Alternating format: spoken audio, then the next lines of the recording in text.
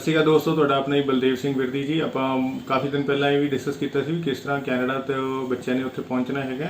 ਸੋ ਬਹੁਤ ਸਾਰੀਆਂ ਹਰ ਰੋਜ਼ ਕੁਛ ਨਾ ਕੁਛ ਅਪਡੇਟ ਵੀ ਆ ਰਹੀਆਂ ਹੈਗੀਆਂ। ਯੈਸ, ਕਾਲਜਾਂ ਨੇ ਲੈਟਰ ਸ਼ੁਰੂ ਕਰਤੇ। ਪਹਿਲਾਂ IRCC ਅਪਰੂਵਲ ਦੇ ਰਹੇ ਸੀ, IRCC ਨੇ ਬਲੈਂਕ ਅਪਰੂਵਲ ਕਰਤੀ। ਫਿਰ ਬਾਰਡਰ ਸਿਕਿਉਰਿਟੀ ਫੋਰਸ ਆ, ਉੱਥੋਂ ਦੀ ਪ੍ਰਮੋਸ਼ਨ ਜਿਹੜੀ ਹੈ ਐਂਡ ਤੇ ਉਹਨਾਂ ਕੋਲ ਡਿਸੀਜਨ ਹੈਗਾ। ਕੁਝ ਚੈਲੰਜਸ ਆਪਾਂ ਦੇਖੇ ਵੀ ਐਸ ਵੀ ਏਅਰ ਇੰਡੀਆ ਵੀ ਇੱਥੋਂ ਬੱਚਿਆਂ ਨੂੰ ਪਿਕਅਪ ਨਹੀਂ ਕਰ ਰਿਹਾ। ਕੁਝ ਜਿਹੜੇ ਬੱਚੇ ਉੱਥੇ ਆਲਰੇਡੀ ਇੱਥੇ ਪਹੁੰਚ ਗਏ ਹੈਗੇ, ਚਾਹੇ ਉਹ ਆਨਲਾਈਨ ਕਲਾਸਿਸ ਹੈਗੀਆਂ ਉਹਨਾਂ ਦੇ ਦੌਰਾਨ ਵੀ ਉਹ ਪਹੁੰਚ ਗਏ ਹੈਗੇ। ਬਟ ਇਹਨਾਂ ਸਾਰੀਆਂ ਅਪਡੇਸ਼ਨ ਤੋਂ ਬਾਅਦ ਵੀ ਦੇਖੋ ਹਜੇ ਕੋਸ਼ਿਸ਼ ਕਰਦੇ ਲਗਾਤਾਰ ਤੁਹਾਡੀ ਹੈਲਪ ਵੀ ਕੀਤੀ ਜਾਏ। ਬਟ ਸੇਮ ਟਾਈਮ ਜਿਹੜੀ ਡਿਸੀਜਨ ਮੇਕਿੰਗ ਹੈਗੀ, ਫਾਈਨਲ ਡਿਸੀਜਨ ਮੇਕਿੰਗ ਹੈਗੀ ਉੱਥੇ ਐਂਟਰ ਕਿਵੇਂ ਹੋਣਾ ਹੈਗਾ, ਉਹ ਸਾਰਾ ਇਮੀਗ੍ਰੇਸ਼ਨ ਕੋਲ ਹੀ ਰਹਿੰਦੀ ਅਥਾਰਟੀਜ਼ ਕੋਲ। ਸੋ ਬਟ ਕਿਤੇ ਨਾ ਕਿਤੇ ਇਹ ਜਿੰਨੀਆਂ ਚੀਜ਼ਾਂ ਸਾਰੀਆਂ ਹੋ ਰਹੀਆਂ ਤੁਹਾਡੇ ਪੋਜ਼ਿਟਿਵਿਟੀ ਲਈ ਹੋ ਰਹੀਆਂ ਹਨ ਵੀ ਤੁਹਾਨੂੰ ਪਰਮਿਸ਼ਨ ਦਿੱਤੀ ਜਾਏ, ਤੁਹਾਨੂੰ ਪਰਮਿਸ਼ਨ ਮਿਲ ਜਾਏ ਔਰ ਤੁਸੀਂ ਉੱਥੇ ਟਰੈਵਲ ਕਰ ਲਓ ਐਜ਼ ਅ ਐਕਸੈਪਸ਼ਨ। ਤਾਂ ਐਜ਼ ਅ ਐਕਸੈਪਸ਼ਨ ਦੇ ਵਿੱਚ ਸਾਰੀਆਂ ਚੀਜ਼ਾਂ ਨੂੰ ਜੁਆਇੰਟ ਰੱਖਣਾ ਜ਼ਰੂਰੀ ਹੁੰਦਾ ਵੀ ਕਿਸ ਤਰ੍ਹਾਂ ਕਿੱਥੋਂ ਸ਼ੁਰੂ ਕਰਨਾ ਹੈ, ਕੀ ਚੀਜ਼ਾਂ ਨਾਲ ਲੈ ਕੇ ਜਾਣੀਆਂ, ਕਿਹੜੀ ਅਪਰੂਵਲਸ ਆਪਣੇ ਕੋਲ ਹੋਣੀ ਚਾਹੀਦੀਆਂ। ਅਗਰ ਕਾਲਜ ਲੈਟਰਸ ਦੇ ਰਿਹਾ ਹੈ ਤਾਂ ਦੈਟ ਮੀਨ ਦੇयर ਇਜ਼ ਸਮਥਿੰਗ ਉਹ ਸਾਰਾ ਕੁਝ ਸੋਚ ਸਮਝ ਕੇ ਦੇ ਰਿਹਾ। ਕੋਈ ਵੀ ਮਿਨਿਸਟਰੀ ਕਿਸੇ ਤਰ੍ਹਾਂ ਦਾ ਵੀ ਕੋਈ ਅਨਾਉਂਸਮੈਂਟ ਕਰ ਰਹੀ ਹੈ ਤਾਂ ਬਹੁਤ ਹੀ ਸੀਰੀਅਸ ਹੈਗੀ ਹੈ, ਤੁਹਾਡੀ ਹੈਲਪ ਕਰਨਾ ਚਾਹੁੰਦੀ ਹੈ। ਉਸ ਹੈਲਪ ਦੇ ਪਿੱਛੇ ਸਾਰੀਆਂ ਚੀਜ਼ਾਂ ਨੂੰ ਅੰਡਰਸਟੈਂਡ ਕਰਨਾ ਹੈ। ਪਹਿਲਾਂ ਆਪਾਂ ਸਾਰਾ ਡਿਸਕਸ ਕੀਤਾ ਸੀ ਕੈਨੇਡਾ ਦੀਆਂ ਟਰੈਵਲ ਰਿਸਟ੍ਰਿਕਸ਼ਨ ਬਾਰੇ ਵੀ ਕੈਨੇਡਾ ਦੀ ਕੋਈ ਸਾਰੀ ਅਥਾਰਟੀ ਹੈਗੀ ਹੈ। ਯੈਸ, ਬਟ ਹੁਣ ਆਪਾਂ ਡਿਸਕਸ ਕਰਾਂਗੇ ਜਿਹੜਾ ਲੇਟੈਸਟ ਜਿਹੜਾ ਹੈ 7 ਅਗਸਤ ਨੂੰ ਇੱਕ air government of India ministry of civil aviation ਨੇ ਇੱਕ ਲੈਟਰ ਕੱਢਿਆ ਸੀਗਾ ਵੀ ਜਿਹੜੇ ਕਿਹੜੇ ਰਿਸਟ੍ਰਿਕਸ਼ਨਸ ਹੈਗੀਆਂ ਉਹਨਾਂ ਤੇ ਉਹਨਾਂ ਨੇ ਐਲੈਬੋਰੇਟ ਕੀਤਾ ਸੀ। 10 ਅਗਸਤ ਨੂੰ ਅਗੇਨ ਇੱਕ ਲੈਟਰ ਉਹਨਾਂ ਨੇ ਕੱਢੀ ਗਵਰਨਮੈਂਟ ਆਫ ਇੰਡੀਆ ਨੇ ਮਿਨਿਸਟਰੀ ਆਫ ਸਿਵਲ ਐਵੀਏਸ਼ਨ ਨੇ। ਇਹ ਕਿਹਨਾਂ ਨੂੰ ਕੱਢੀ ਹੈ? 에ਅਰਪੋਰਟ ਅਥਾਰਟੀਜ਼ ਨੇ ਜਿਹੜੇ ਨਿਊ ਦਿੱਲੀ ਹੈਗੀ ਉਹਦੇ 'ਚ ਆਪਾਂ ਥੋੜਾ ਜਿਹਾ ਲੈਟਰ ਤੁਹਾਡੇ ਨਾਲ ਸ਼ੇਅਰ ਕਰਦੇ ਹਾਂ। ਆਲਦੋ ਪਬਲਿਕ ਲੈਟਰ ਹੈਗੀ ਹੈ, ਸੋ ਕਿਸੇ ਤਰ੍ਹਾਂ ਵੀ RTI ਡੈਕਟ ਪਾ ਕੇ ਤੁਸੀਂ ਇਹਨੂੰ ਕਢਵਾ ਸਕਦੇ ਹੋ। ਹੁਣ ਤੱਕ ਆਪਾਂ ਸਾਰਾ ਡਿਸਕਸ ਕਰ ਰਹੇ ਸੀ ਵੀ ਕੈਨੇਡੀਅਨ ਗਵਰਨਮੈਂਟ ਨੇ ਜੋ ਟਰੈਵਲ ਰਿਸਟ੍ਰਿਕਸ਼ਨਸ ਲਗਾਈਆਂ ਹੈ ਉਹਨਾਂ ਤੇ ਸਾਰੀ ਡਿਸਕਸ਼ਨ ਹੋਈ ਹੈ। ਅੱਜ ਜਿਹੜੀ ਆਪਾਂ ਡਿਸਕਸ਼ਨ ਕਰਾਂਗੇ ਇੰਡੀਅਨ ਗਵਰਨਮੈਂਟ ਇਹਦੇ ਬਾਰੇ ਕੀ ਕਰ ਰਹੀ ਹੈਗੀ ਹੈ। 7 ਅਗਸਤ ਨੂੰ ਇੱਕ ਇੰਡੀਅਨ ਗਵਰਨਮੈਂਟ ਨੇ ਲੈਟਰ ਕੱਢਿਆ ਸੀਗਾ ਵੀ ਯੈਸ ਵੀ ਕਿਹੜੀਆਂ ਰਿਸਟ੍ਰਿਕਸ਼ਨਸ ਹੈਗੀਆਂ, ਇੱਥੋਂ ਆਪਾਂ ਕਿੰਨਾਂ ਨੂੰ ਜਾਣ ਦੇਣਾ ਤੇ ਕਿੰਨਾਂ ਨੂੰ ਵਾਪਸ ਆਉਣ ਦੇਣਾ। ਉਸ ਤੇ 10 ਅਗਸਤ ਨੂੰ ਅਗੇਨ ਅਮੈਂਡਮੈਂਟਸ ਆਈਆਂ। ਤਾਂ ਹਰ ਰੋਜ਼ ਕੁਛ ਨਾ ਕੁਛ ਅਪਡੇਸ਼ਨ ਆ ਰਹੀ ਜਿੱਥੇ ਤੁਹਾਨੂੰ ਕਿਸੇ ਨੂੰ ਚੈਲੰਜ ਆ ਰਿਹਾ ਜਾਣ ਤੇ ਉਸੇ ਤਰ੍ਹਾਂ ਹੀ ਜਿਹੜੀ ਗਵਰਨਮੈਂਟਸ ਵੀ ਹੈਗੀ ਹੈ ਉਹਨਾਂ ਤੋਂ ਰੈਗੂਲਰ ਅਪਡੇਟਸ ਜਿਹੜੀਆਂ ਕੱਢ ਰਹੀਆਂ ਹੈਗੀਆਂ। 10 ਅਗਸਤ ਨੂੰ ਜਿਹੜਾ ਲੇਟੈਸਟ ਅਪਡੇਟ ਆਇਆ ਹੈਗਾ ਉਹ ਆਪਾਂ ਇਹ ਤੁਹਾਡੇ ਨਾਲ ਸ਼ੇਅਰ ਕਰਦੇ ਹਾਂ। ਲੈਟਰ ਵੀ ਸ਼ੇਅਰ ਕਰਦੇ ਹਾਂ, ਆਲਦੋ ਮਿਨਿਸਟਰੀ ਦੀ ਲੈਟਰ ਹੈਗੀ ਹੈ ਬਟ ਬਹੁਤ ਸਾਰੇ ਨਿਊਜ਼ਪੇਪਰਾਂ ਦੇ ਵਿੱਚ ਆਲਰੇਡੀ ਪਬਲਿਸ਼ ਵੀ ਹੋ ਚੁੱਕੀ ਹੈਗੀ ਹੈ। ਸੋ ਅਥੈਂਟੀਕੇਟਡ ਹੈਗੀ ਹੈ, ਉਹ ਸਾਰੇ ਤੁਸੀਂ ਸੋਰਸ ਵੀ ਦੇਖ ਸਕਦੇ ਹੋਗੇ। ਤਾਂ ਇਹ director general of civil aviation Delhi ਨੂੰ ਮਾਰਕ ਕੀਤੀ ਗਈ ਹੈ। ਉਹਦੇ ਵਿੱਚ ਕੀ ਲਿਖਿਆ ਹੈਗਾ ਉਹ ਆਪਾਂ ਪੜ੍ਹਦੇ ਹੈਗੇ। ਇਹਦੇ ਵਿੱਚ ਜਿਹੜੀ ਕੰਟਰੀਆਂ, ਜਿਵੇਂ ਪਹਿਲੀ ਕੰਟਰੀ ਨੇ ਲਿਖਿਆ ਵੀ united state of America USA ਨੂੰ ਕਿਹੜੀਆਂ flights inbound flights to India, ਉੱਥੋਂ ਕਿਹੜੀਆਂ ਫਲਾਈਟਸ ਆ ਸਕਦੀਆਂ ਹਨ, ਕਿਹੜੀ ਨੇ ਆਉਣਾ ਹੈ। ਤਾਂ ਆਉਣ ਦੇ ਲਈ ਸਟੈਂਡਰਡ ਇੰਡੀਅਨ ਨੈਸ਼ਨਲਸ ਜਿਹੜਾ ਉੱਥੋਂ ਦਾ ਇੰਡੀਆ ਦਾ ਜਿਹੜਾ ਹੈਗਾ ਸਟੈਂਡਰਡ ਇੰਡੀਅਨ ਨੈਸ਼ਨਲਸ ਜਿਹੜੇ ਹੈਗੇ ਆ USA ਤੋਂ ਆ ਸਕਦੇ, ਚਾਹੇ ਕੋਈ ਵੀਜ਼ਾ ਹੈਗਾ ਉਹਨਾਂ ਕੋਲ, ਵੀਜ਼ਾ ਹੈਗਾ ਚਾਹੇ ਵਰਕ ਪਰਮਿਟ ਜਿਹੜਾ ਵੀ ਉੱਥੇ ਉਹ ਕੰਮ ਕਰ ਰਹੇ ਸੀ ਉਹ ਵਾਪਸ ਆਪਣੀ ਕੰਟਰੀ ਆ ਸਕਦੇ ਆ।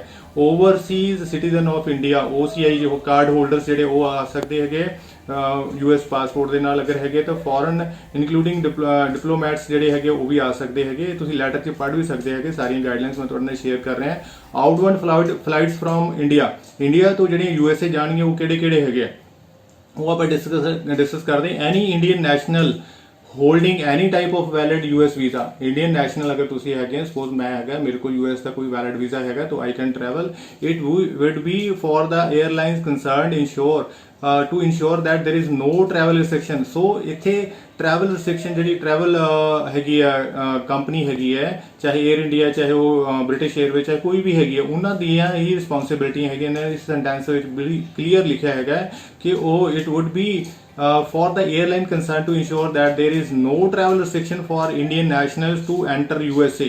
ਸੋ ਉਹ ਖੁਦ ਜਾਂਚ ਕਰਨਗੇ with the particular visa category, ਜਿਹੜਾ ਵੀ ਤੁਹਾਡੇ ਕੋਲ ਵੀਜ਼ਾ ਹੈਗਾ ਉਹਨੂੰ ਪਹਿਲਾਂ ਉਹ ਚੈੱਕ ਕਰਨਗੇ ਵੀ ਉੱਥੇ ਜਾ ਸਕਦੇ ਕਿ ਨਹੀਂ ਜਾ ਸਕਦੇ before issue of ticket. This is very important. ਅਗਰ ਤੁਸੀਂ ਟਿਕਟ ਇਸ਼ੂ ਹੋਗੀ ਦੈਟ ਮੀਨਸ 에ਅਰ ਇੰਡੀਆ ਦੀ ਜਾਂ ਕਿਸੇ ਦੀ ਵੀ 에ਅਰਲਾਈਨ ਦੀ ਰਿਸਪੌਂਸਿਬਿਲਿਟੀ ਹੈਗੀ ਹੈ ਕਿ ਉਹ ਸਾਰਾ ਕੁਝ ਚੈੱਕ ਕਰਕੇ ਤੁਹਾਨੂੰ ਟਿਕਟ ਇਸ਼ੂ ਕੀ। सेंटेंस पूरा पढ़ते हैं। Before issue of ticket oblique boarding pass. तो कोई भी अगर एयरलाइन जी टिकट तो इशू करती है जो बोर्डिंग पास इशू करती है तो दैन उन्होंने रिस्पॉन्सिबिलिटी है कि ट्रैवल इंस्ट्रक्शन सारी वो चेक करन। So issuing of ticket means 99% जो काम डन हो गया क्योंकि एयर टिकटिंग मे बी एजेंट जो किस तरह का है वो भी कंसर्न है। बट इतने इन्होंने लिखा भी टिकट इशू करने तो पहला तुसी वो सारा देखना है भी जो ट्रैवल है वो एग्जामिशन के अंदर आती हैगी है। ऐसा नहीं तुसी अपनी तरह टिकट इशू करी जाओ। तो ये बड़ा बहुत वधिया पॉइंट है जो इन्होंने इंडियन गवर्नमेंट ने आपको लिख के दिता है। इस लैटर में पूरी तरह तुसी एक्सप्लेन करके पढ़ सकते हो। सैकेंड कंट्री आती कैनेडा। ਸੋ ਕੈਨੇਡਾ ਨਾਲ ਜਿਹਦੇ ਵਿੱਚ ਜ਼ਿਆਦਾ ਕੰਸਰਨ ਰਹਿੰਦਾ ਹੈ ਆਪਣਾ, ਕੈਨੇਡਾ ਲਈ ਸਟੂਡੈਂਟ ਵੀ ਜਾਣਾ ਚਾਹੁੰਦੇ ਹੈਗੇ ਆ, ਤਾਂ ਉਹਦੇ ਵਿੱਚ ਕੀ ਹੈਗਾ ਇਨਬਾਉਂਡ ਫਲਾਈਟ ਟੂ ਇੰਡੀਆ। तो जी इंडिया ਨੂੰ ਫਲਾਈਟ ਆਣੀ ਉਹਦੇ ਚ ਕੀ ਉਸੇ ਤਰ੍ਹਾਂ ਹੀ ਸੇਮ ਹੀ ਹੈ, ਸੇਮ ਪੈਰਾਮੀਟਰਸ ਹੈ। ਸਟੈਂਡਰਡ ਇੰਡੀਅਨ ਨੈਸ਼ਨਲ ਜਿਹੜਾ ਕੋਈ ਇੰਡੀਆ ਦਾ ਤੁਹਾਡਾ ਕੋਈ ਨੈਸ਼ਨਲ ਹੈਗਾ ਆਪਣੇ ਕੋਲ, ਜੇ ਮੇਰੇ ਕੋਲ ਕੋਈ ਵੀਜ਼ਾ ਹੈ ਕਿਸੇ ਤਰ੍ਹਾਂ ਦਾ ਵੀ ਉੱਥੇ ਹੈਗਾ, ਤਾਂ ਮੈਂ ਉੱਥੋਂ ਵਾਪਸ ਆਪਣੀ ਕੰਟਰੀ ਆ ਸਕਦਾ ਹਾਂ। ਦੈਨ OCI ਕਾਰਡ ਹੋਲਡਰ ਜਿਹੜੇ ਹੈਗੇ ਆ ਕੈਨੇਡੀਅਨ ਪਾਸਪੋਰਟ ਦੇ ਨਾਲ, ਉਹ ਵੀ ਵਾਪਸ ਇੰਡੀਆ ਦੇ ਵਿੱਚ ਐਂਟਰ ਕਰ ਸਕਦੇ। ਪਹਿਲਾਂ ਸਾਰੀਆਂ ਰਿਸਟ੍ਰਿਕਸ਼ਨ ਸੀਗੀਆਂ ਵੀ ਇੰਡੀਆ ਦੇ ਵਿੱਚ ਵੀ ਇਹ ਬੰਦੇ ਐਂਟਰ ਨਹੀਂ ਕਰ ਸਕਦੇ। ਸੋ ਫੋਰਨਰ ਜਿਹੜੇ ਹੈਗੇ ਆ ਉਹ ਵੀ ਇਹਦੇ ਵਿੱਚ ਐਗਜ਼ਾਮਟ ਕੀਤੇ ਗਏ ਹੈ, ਜਿਨ੍ਹਾਂ ਕੋਲ ministry of home affairs guidelines ਦੇ ਅਕੋਰਡਿੰਗਲੀ 30/6 ਦੀਆਂ ਗਾਈਡਲਾਈਨਸ ਦੇ ਅਕੋਰਡਿੰਗਲੀ ਹੈਗਾ, ਇਹ ਤੁਸੀਂ ਪੜ੍ਹ ਸਕਦੇ ਹੋ। And more important is outbound flights from India. India ਤੋਂ ਜਿਹੜੀਆਂ ਫਲਾਈਟਸ ਜਿਹੜੀਆਂ ਬਾਹਰ ਜਿਹੜੀਆਂ ਉਹ ਕਿਹੜੀਆਂ ਹੈਗੀਆਂ standard Canadian national and resident. ਇਹ ਪਹਿਲਾਂ ਵੀ ਕਲੀਅਰ ਹੋ ਗਿਆ ਸੀ ਆਪਾਂ ਨੂੰ, ਇਹ ਕੈਨੇਡੀਅਨ ਗਵਰਨਮੈਂਟ ਨੇ ਵੀ ਕਲੀਅਰ ਕੀਤਾ ਹੈਗਾ ਵੀ ਸਟੈਂਡਰਡ ਕੈਨੇਡੀਅਨ ਨੈਸ਼ਨਲਸ ਔਰ ਰੈਜ਼ੀਡੈਂਟ PR ਜਿਹੜੇ ਹੋਲਡਰ ਹੈਗੇ ਉਹ ਜਾ ਸਕਦੇ ਹੈਗੇ ਆ। Any national holding any type of valid Canadian visa, ਜਿਹਦੇ ਕੋਲ ਵੀ ਵੈਲਿਡ ਕੈਨੇਡੀਅਨ ਵੀਜ਼ਾ ਹੈਗਾ ਉਹਨੂੰ ਜਾਣ ਦਿੱਤਾ ਜਾ ਸਕਦਾ ਹੈ। It would be for the airline concern to ensure that there is no travel restrictions. So ਇੱਥੇ ਉਹਨਾਂ ਨੇ ਇੱਕ ਫਿਰ ਉਹ ਕਲੌਜ਼ ਲਗਾ ਦਿੱਤੀ ਹੈ for the Indian national to enter Canada. ਉਹ 'ਚ ਕੋਈ ਟਰੈਵਲ ਰਿਸਟ੍ਰਿਕਸ਼ਨ ਦੀ ਕੋਈ ਤੁਹਾਡੇ ਕੋਲ ਨਹੀਂ ਹੋਣੀ ਚਾਹੀਦੀ with a particular visa category before issuing of ticket.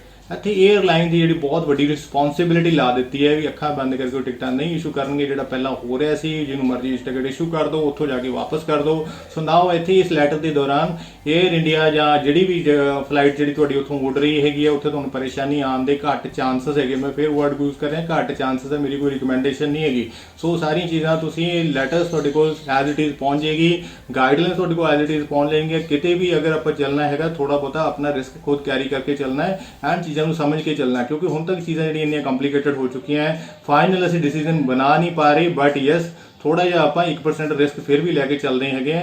ਅਗਰ ਤੁਹਾਡੇ ਮਾਸਕ ਨਹੀਂ ਪਾਇਆ ਹੈਗਾ, ਅਗਰ ਤੁਹਾਡਾ ਕੁਆਰੰਟਾਈਨ ਪਲਾਨ ਨਹੀਂ ਹੈਗਾ, ਅਗਰ ਤੁਸੀਂ ਉੱਥੇ ਕੋਈ ਇਸ ਤਰ੍ਹਾਂ ਦੀ ਹਰਕਤ ਕਰਤੀ ਵੀ ਉਹਨਾਂ ਨੂੰ ਪਤਾ ਲੱਗਿਆ ਵੀ ਨਹੀਂ ਇਹ ਜਿਹੜੀ ਉੱਥੋਂ ਦੀ ਸਾਡੀ ਪਾਲਿਸੀ ਹੈਗੀ ਹੈ ਉਹਨੂੰ ਅਡੇਅਰ ਨਹੀਂ ਕਰਨਗੇ, ਹੈ ਨਾ, ਮੈਡੀਕਲ ਜਿਹੜੇ ਚੈਲੰਜਸ ਅੱਜਕੱਲ੍ਹ ਚੱਲ ਰਹੇ ਹੈਗੇ ਆ, ਤਾਂ ਕਿਤੇ ਵੀ ਤੁਹਾਨੂੰ ਉੱਥੋਂ ਡਿਪੋਰਟ ਕੀਤਾ ਜਾ ਸਕਦਾ। ਉਹਦਾ ਰਿਸਕ ਤੁਸੀਂ ਖੁਦ ਲੈ ਕੇ ਚੱਲਣਾ ਹੈਗਾ। ਸੋ ਸਮ ਹੋ ਇਸ ਲੈਟਰ ਤੋਂ ਬਾਅਦ ਇਹ ਜ਼ਰੂਰ ਵਿਸ਼ਵਾਸ ਹੋ ਰਿਹਾ ਹੈ ਕਿ ਜਿੰਨੀ ਵੀ ਟਿਕਟਸ ਇਸ਼ੂ ਕੀਤੀਆਂ ਜਾਣਗੀਆਂ ਕਿਸੇ ਵੀ 에ਅਰਲਾਈਨ ਤੋਂ ਇਸ਼ੂ ਕੀਤੀਆਂ ਜਾਣਗੀਆਂ ਉਹਨਾਂ ਦੀ ਪਰਸਨਲ ਰਿਸਪੌਂਸਿਬਿਲਿਟੀ ਉਹਦੇ ਨਾਲ ਰਹੇਗੀ। ਇਹਦੇ ਨਾਲ ਹੀ ਕੈਨੇਡਾ ਤੋਂ ਬਾਅਦ ਉਸ ਤੋਂ ਬਾਅਦ ਆ ਜਾਂਦਾ UK ਦਾ। ਤੋ ਕੈਨੇਡਾ ਦੇ ਵਿੱਚ ਵੀ ਆਪਾਂ ਹੁਣੇ ਸਾਰਾ ਡਿਸਕਸ ਕਰ ਲਿਆ ਹੈ, ਸੇਮ ਹੀ ਸਾਰਾ ਕੁਝ ਹੈਗਾ ਜੀ। UK ਦੇ ਵਿੱਚ ਵੀ ਹੈ ਸੇਮ ਹੀ, ਉਹਨਾਂ ਨੇ ਦੱਸਿਆ ਵੀ ਜਿਹੜੇ UK ਤੋਂ ਆ ਸਕਦੇ ਇੰਡੀਅਨ ਨੈਸ਼ਨਲ ਜਿਹੜੇ ਉੱਥੇ ਹੈਗੇ ਆ OCI ਆ ਸਕਦੇ ਹੈਗੇ ਆ, ਮਿਨਿਸਟਰੀ ਆਫ ਅਫੇਅਰ ਤੋਂ ਜਿਹੜੇ ਗਾਈਡਲਾਈਨ ਦੇ ਅਕੋਰਡਿੰਗਲੀ ਜਿਹੜੇ ਡਿਪਲੋਮੈਟਸ ਹੈਗੇ ਉਹ ਵੀ ਆ ਸਕਦੇ ਹੈਗੇ ਆ। ਆਊਟਬਾਉਂਡ UK ਨੂੰ ਕਿਹੜੇ ਜਾ ਸਕਦੇ, ਸਟੈਂਡਰਡ UK ਨੈਸ਼ਨਲਸ ਜਿਨ੍ਹਾਂ ਕੋਲ UK ਦੇ ਨੈਸ਼ਨਲਸ ਹੈਗੇ ਉਹ ਬਾਹਰ ਜਾ ਸਕਦੇ ਆ ਇੰਡੀਆ ਤੋਂ, ਰਾਈਟ, ਰੈਜ਼ੀਡੈਂਟ ਉੱਥੋਂ ਦੇ ਹੈਗੇ ਉਹ ਜਾ ਸਕਦੇ ਹੈਗੇ। Foreign national transiting through UK or spouse of these persons whether the company or otherwise ਜਿਹੜੇ ਉਹਨਾਂ ਦੇ ਨਾਲ ਕੈਰੀ ਕਰ ਰਹੇ ਹੈਗੇ ਸਪਾਊਸਸ ਜਾ ਸਕਦੇ ਉਹਨਾਂ ਦੇ ਨਾਲ ਜਿਹੜੇ ਉਹਨਾਂ ਦੇ ਕੰਟਰੀ ਦੇ ਵਿੱਚੋਂ ਲੰਘ ਰਹੇ ਹੈਗੇ। Any Indian national holding any type of valid UK visa, ਇਹ 'ਚ ਸਟੱਡੀ ਵੀਜ਼ਾ ਵੀ ਆ ਜਾਏਗਾ and destinated for UK only, UK ਨੇ ਡਾਇਰੈਕਟ ਤੁਸੀਂ ਪਹੁੰਚਣਾ ਹੈਗਾ ਉਹ ਵੀ ਜਾ ਸਕਦੇ ਹੈ। It would be for the airlines concern to ensure that there is no travel restrictions. Again ਇਹਨਾਂ ਨੇ ਕਲੀਅਰ ਕੱਟ ਹਰੇਕ ਕੰਟਰੀ ਦੇ ਉੱਪਰ ਲਾਤਾ ਵੀ ਕਿਹੜੀ 에ਅਰਲਾਈਨ ਜਿਹੜੀ ਟਿਕਟ ਇਸ਼ੂ ਕਰੇਗੀ ਦੇ ਵਿਲ ਇਨਸ਼ੋਰ ਕਿ ਉੱਥੇ ਉਹ ਜਿਹੜਾ ਬੰਦੇ ਦੀ ਟਿਕਟ ਇਸ਼ੂ ਕਰ ਰਹੇ ਉਹਦਾ ਵੀਜ਼ਾ ਵੀ ਚੈੱਕ ਕੀਤਾ ਜਾਏਗਾ ਕਿ ਉਹ ਟਰੈਵਲ ਇੰਸਟਰਕਸ਼ਨ ਔਰ ਜਿਹੜੀ ਟਰੈਵਲ ਰਿਸਟ੍ਰਿਕਸ਼ਨ ਦੇ ਅੰਡਰ ਨਹੀਂ ਆਉਂਦਾ। तो ਇੱਥੇ ਆਪਾਂ ਬਹੁਤ ਜ਼ਿਆਦਾ ਸੇਫ ਹੋ ਜਾਂਦੇ ਹਾਂ। देखो 100% ਸੇਫਟੀ ਤਾਂ ਕਿਤੇ ਵੀ ਨਹੀਂ ਆਪਾਂ ਨੂੰ ਮਿਲਣ ਵਾਲੀ, ਬਟ ਇਹਨਾਂ ਲੈਟਰਸ ਦੇ ਵਿੱਚ ਜਿਹੜੀਆਂ ਗਵਰਨਮੈਂਟ ਹੈਗੀ ਹੈ ਕਾਫੀ ਚੀਜ਼ਾਂ ਨੂੰ ਫਿਕਸ ਅਪ ਕਰ ਰਹੀ ਹੈ ਐਂਡ ਤੁਹਾਨੂੰ ਕੌਨਫੀਡੈਂਸ ਵੀ ਦੇ ਰਹੀ ਹੈ ਵੀ yes we are responsible. So air India ਜਾਂ ਹੋਇਆ ਜਾਂ ਕਿਸੇ ਵੀ ਆਪਾਂ ਗੱਲ ਕਰ ਰਹੇ ਕੋਈ ਵੀ ਕੰਟਰੀ ਦੀ 에ਅਰਲਾਈਨ ਹੈਗੀ ਹੈ, BA ਦੀ ਹੈਗੀ ਹੈ, ਕੈਨੇਡਾ ਦੀ ਹੈਗੀ ਹੈ, ਸੋ ਬਿਫੋਰ ਇਸ਼ੂਇੰਗ ਐਂਡ ਟਾਈਪ ਕਿਉਂਕਿ ਟਿਕਟਸ ਵੀ ਜਲਦੀ ਇਸ਼ੂ ਨਹੀਂ ਹੋ ਰਹੀਆਂ, ਤਾਂ ਟਿਕਟ ਦੇ ਵਿੱਚ ਕਿਉਂ ਟਾਈਮ ਇੰਨਾ ਲੱਗ ਰਿਹਾ ਕਿਉਂਕਿ ਇਹਦੀ ਸਕਰੂਟਨਾਈਜ਼ ਬਹੁਤ ਹੋ ਰਹੀ ਹੈ ਕਿਹੜਾ ਵੀਜ਼ਾ ਹੈਗਾ, ਸੋ ਦੈਟ ਕਿ ਤੁਹਾਨੂੰ ਕਿਸੇ ਤਰ੍ਹਾਂ ਦੀ ਪਰੇਸ਼ਾਨੀ ਨਾ ਆਏ। ਬਟ ਅੱਛੇ ਏਜੰਟ ਜਾਂ ਅੱਛੀਆਂ ਚੀਜ਼ਾਂ ਤੋਂ ਅਗਰ ਤੁਸੀਂ ਟਿਕਟ ਲਾਓਗੇ ਪ੍ਰੋਕਿਓਰ ਕਰੋਗੇ ਤਾਂ ਉਹ ਰਿਸਪੌਂਸਿਬਿਲਿਟੀ ਨਾਲ ਇਸ਼ੂ ਕਰਨਗੀਆਂ, ਤਾਂ ਉਹਨਾਂ ਦੀ ਰਿਸਪੌਂਸਿਬਿਲਿਟੀ ਜਿਹੜੀ ਹੈਗੀ ਥੋੜੀ ਜਿਹੀ ਬਣਦੀ ਹੈਗੀ ਹੈ। ਤਾਂ 99% ਜਿਹੜੀ ਰਿਸਪੌਂਸਿਬਿਲਿਟੀ ਹੈ ਜਿਹੜੀ ਟਿਕਟ ਇਸ਼ੂ ਦੇ ਟਾਈਮ ਤੇ ਔਰ ਬੋਰਡਿੰਗ ਦੇ ਟਾਈਮ ਤੇ ਹੋ ਜਾਂਦੀ, ਬਿਕੋਜ਼ ਇੱਥੇ ਬਹੁਤ ਵੱਡੇ ਫਿਲਟਰ ਲੱਗਣ ਵਾਲੇ ਆ। ਸੋ ਅਗਰ ਆਪਾਂ ਐਲੀਜੀਬਲ ਨਹੀਂ ਹੈਗੇ ਤਾਂ ਆਪਾਂ ਨੂੰ ਟਿਕਟ ਹੀ ਨਹੀਂ ਮਿਲਣੀ, ठीक है। उस चीज़ का अगर प्रॉपर थ्रू चैनल आप चलना है। सो इन्होंने चीज़ों थोड़ा बहुत रिस्क देखो हुण तक भी आप कैरी किया, अगे भी कैरी करांगे, बट मेरी ये वीडियो का रिकमेंडेशन ये नहीं है भी फटाफट अपनी टिकटां बाय करो। पर फर्स्ट ऑफ ऑल कॉलेज तो जो लैटर आया है रिस्ट्रिक्शन तो उन्होंने एग्जाम्प्ट की हैं उन्होंने पढ़ो, चाहे वो ऑनलाइन रिस्ट्रिक्शन एग्जाम्प्ट की हैं, चाहे ऑफलाइन की हैं, चाहे उत्ते प्रैक्टिकल है, इन पर्सन है, वो सारिया चीज़ों समझो। एयरलाइन भी वो समझनिया पैनिया है, समझ के दैन उस तो बाद टिकट इशू होएगी। एंड अगर आप बोर्डिंग इतों कर लें तो दैन 100 99% श्योर है तो ਆਪਾਂ ਉੱਥੇ ਬੋਰਡ ਕਰਾਂਗੇ, ਉੱਥੇ ਕੋਈ ਪਰੇਸ਼ਾਨੀ ਆਉਣ ਵਾਲੀ ਨਹੀਂ ਹੈਗੀ।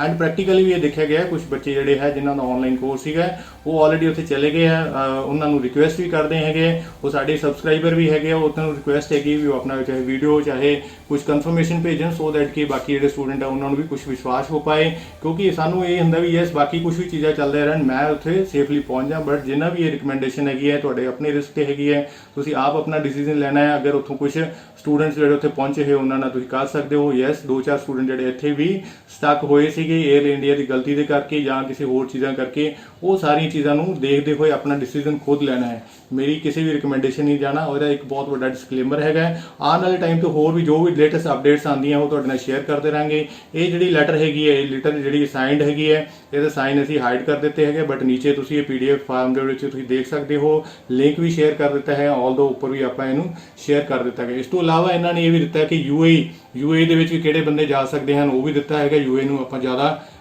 ਬੋਦਰ ਨਹੀਂ ਕਰਦੇ, ਬਟ ਇਹ ਜੀ ਮੇਜਰ ਕੰਟਰੀਆਂ ਹੈਗੀਆਂ ਉੱਥੇ ਆਪਾਂ ਸਾਰਾ ਦੇਖ ਲਿਆ। ਬਟ ਆਸਟ੍ਰੇਲੀਆ ਦੇ ਵਿੱਚ ਹਜੇ ਇਸ ਤਰ੍ਹਾਂ ਦਾ ਕੁਝ ਵੀ ਨਹੀਂ ਆਇਆ। ਆਸਟ੍ਰੇਲੀਆ ਨੂੰ ਜਿਹੜੀਆਂ ਇਹ ਫਲਾਈਟਸ ਇਹਨਾਂ ਨੇ ਪੋਸਟਪੋਨ ਕਰ ਦਿੱਤੀਆਂ ਹਨ। ਉਹ ਸੁਣਿਆ ਹੈਗਾ ਜੀ ਅਕਤੂਬਰ ਤੱਕ ਜਿਹੜੀਆਂ ਅਕਤੂਬਰ ਤੱਕ ਜਿਹੜੀਆਂ ਹੈਗੀਆਂ ਆਪਣੀਆਂ ਉਹ ਹਜੇ ਐਕਸਟੈਂਡਡ ਰਹਿਣਗੀਆਂ। ਅਕਤੂਬਰ ਤੋਂ ਬਾਅਦ ਉਹਨਾਂ ਤੇ ਸ਼ਾਇਦ ਕੋਈ ਡਿਸੀਜਨ ਹੋ ਸਕਦਾ ਹੈ ਐਟ ਪ੍ਰੈਜ਼ੈਂਟ ਸਿਚੁਏਸ਼ਨ। ਸੋ ਇਹਨਾਂ ਸਾਰਿਆਂ ਨੂੰ ਕਹਿੰਦਾ ਹੋਏ ਤੁਹਾਡਾ ਅਲਵਿਦਾ ਕਹਿੰਦੇ ਆ ਜੀ। Thank you very much and have a nice day and stay healthy.